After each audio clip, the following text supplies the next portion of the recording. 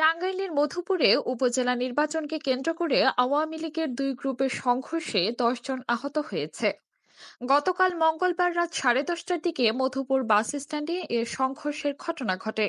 জানা যায়, মধুপুর উপজেলা চেয়ারম্যান ও উপজেলা আওয়ামী লীগের সাধারণ সম্পাদক আবু খা এবং মধুপুর পৌরসভার মেয়র সিদ্দিক হোসেনের দুই পক্ষের মধ্যে সংঘর্ষের ঘটনা ঘটে।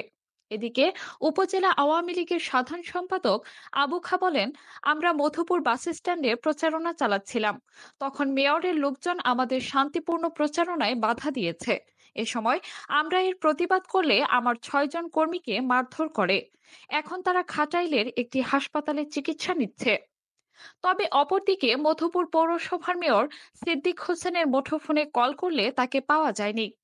এ বিষয়ে মধুপুর থানার ভারপ্রাপ্ত কর্মকর্তা ওসি মোল্লা আজিজুর রহমান বলেন, মধুপুর বাস স্ট্যান্ডে দুই পক্ষের সংঘর্ষের ঘটনা শোনার সাথে সাথেই পুলিশ ঘটনাস্থলে গিয়ে পরিস্থিতি নিয়ন্ত্রণে আনতে প্রচেষ্টা চালায়।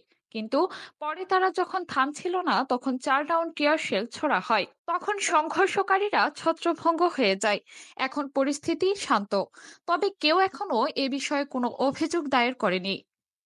এদিকে সিনিয়র নির্বাচন কর্মকর্তা মোহাম্মদ মতিউর রহমান জানান, এ বিষয়ে কোনো লিখিত অভিযোগ পায়নি কোনো পক্ষ থেকে, তাই তাদের দুজনকে ঘটনার কারণ দর্শানোর নোটিশ দেওয়া হয়েছে। তবে বিষয়টি স্থানীয়ভাবে জানতে পেরেছি, তাই তাদের দুজনকে ঘটনার কারণ দর্শানোর নোটিশ দেওয়া হয়েছে।